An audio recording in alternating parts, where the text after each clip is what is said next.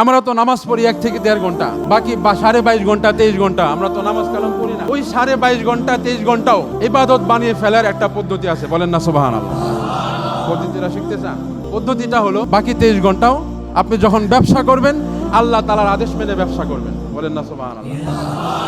আপনি যখন নামাজ পড়েছেন আল্লাহর আদেশ অনুযায়ী আপনি রুকু করেছেন, সিজদা করেছেন, এজন্য সেটা ইবাদত হয়েছে। বাকি 23 ঘন্টা যখন আপনি ব্যবসা করবেন আল্লাহর আদেশ মেনে ব্যবসাটা করলে আপনার ব্যবসাটা তখন ইবাদত হয়ে যাবে, সুবহানাল্লাহ নাই?